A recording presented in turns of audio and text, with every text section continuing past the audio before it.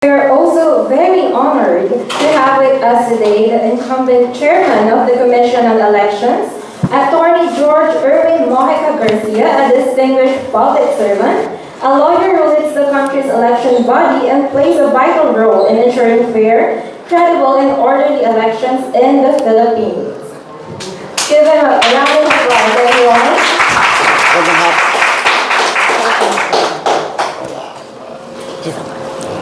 Magandang hapon po sa inyong lahat. Magandang araw. Maulan. Alam niyo po, kasususpend lang ng pasok sa mga opisina ng pamahalaan, pati rin iba sa private. Kami naka-work from home din.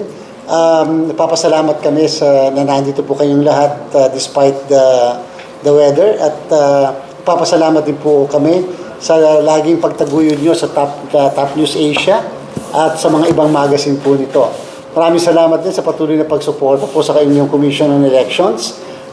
Maghahala lang po tayo, hindi sigurado kung matutuloy. Hanggang ngayon pinagdidibatihan po nila, pero handa naman po kami. Ang pinaka-importante, yung pinakakauna-unahan po kasi namin itong Bangsamoro parliamentary elections. 4 na beses na po yung nasususpend, napopostpone. So hopefully ito na yung kahuli-hulihan. Pero syempre yung kauna-unahan naming halalan itong darating na August 29. Meron po kami sa Dasmariñas, Cavite. Siyempre yung barangay ng SK elections, ngayon naman pong November 2. Yan, lahat ng yan pinaghahandaan namin, kasama na rin po yung plebiscito sa Naga City. Ang Naga City po kasi ay nagpapat-convert into a highly urbanized city si Mayor Leni Robredo. So ganyan po kadami yung mga pinaghahandaan na halala ng inyong Commission on Elections. Talaga naman pong kakailanganin namin ang tulong at suporta ng bawat isa. Maraming salamat po. Thank you so much.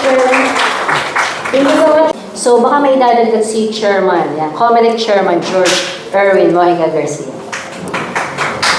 Alam niyo po, galing ako sa pribado din. Ako po ay mahiging 2 dekada na nakapag-practice election nga lamang.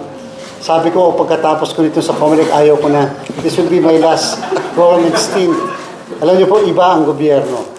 Siyempre, nandun yung satisfaction na nakapaglingkod ka sa sabayan, sa pinapisa pa sa iyong panunumpa. Kaya lang, siyempre, may mga bagay-bagay na pag hindi ka pala sanay sa mga intriga, mga bagay na nandyan sa pamahalaan, mas gusto mo laging nasa pribadong sektor. Siguro yun din na nangyari kay Congressman Mikey, kay General Mikey Romero. Yung pag talagang nasanay ka rin ng sa isang bagay, tapos gusto mo namang pumunta sa iba. At tayong lahat ganon. Habang sinusulat natin ang istorya ng ating buhay, minsan may mga bagay na kinakailangan na mag-divert ka. Hindi laging doon. Magda-divert ka dahil gusto mo medyo lagyan ng kulay naman yung buhay mo.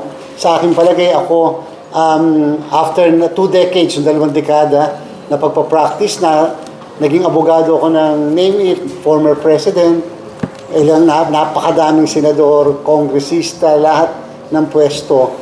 Sabi ko, iba naman kung siguro kung nasa gobyerno. At wala namang regrets ang nasa gobyerno.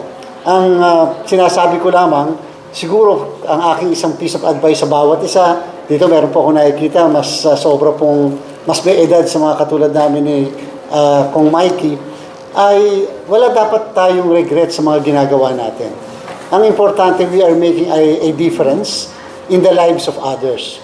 Kahit siya ay kamag-anak, kapamilya, ibang taong hindi nyo kakilala, the point that you are making a difference in the lives of others, you are touching lives, so to speak. Regardless kung anong klaseng pamamaraan, ay isang mabuting gawain. Sapagkat sabi nga ng iba dyan, ay walang madudulot na masama ang paggawa ng mabuti. And siguro ganoon na lang natin titingnan ang lahat. Kaya po ako ay sobrang pasasalamat ko sa inyong lahat, sapagkat kahit paano, sa panahon na binabalik namin na muling magtiwala ang tao sa Commission on Elections, na muling pagkatiwalaan natin ang balota bilang ating kahuli-hulihang depensa sa mga mali na ginagawa sa atin ng ating mga namamahala. Yan ang kauna-unahang kontrata natin na nilagdaan para sila ay matino na manunungkulan sa atin. Kahit paano yung paniniwalang yan mawala man yung isang katulad ko, pansamantala lang naman ako dyan sa pwesto, ay sana maipagpatuloy yung paniniwalang yan sa ating pong halalan. Ang demokrasya ay mababaliwala kung ang halalan ay hindi pinapaniwalaan ng bawat isa. Katulad po ngayon bilang panghuli, yung mga panawagan dahil sa nakikita natin sa ating paligid na dapat daw tayo magrevolusyon na lang para mapalitan yung mga mali, para yung mga nakikita natin na kabi-kabi lang hindi tama ay maitama natin. Sa lang ang sinasabi ko po, sabi ko hintayin na lang natin ang halalan. Balota na lang ay pangsasagot natin. Balota ang tugon upang maituwid natin ang mali. Dahil lagi na lang po sa ating kasaysayan, yung mga henerasyon, laging sinasabi kasalanan kasi ni lolo yan at saka ni lola. O kasalanan nila tatay at nanay, hindi kasi nila inayos. Ang tanong, yung bang present na henerasyon, tinatama ba natin yung mga mali nila? Kasi kung hindi po sila, hindi tayo nag-aayos at nagtatama, yung susunod na henerasyon, mga anak natin at apo, sila na magsasabi, hindi kasi tinama ng nanay at tatay ko yan eh. So perhaps this is the right time.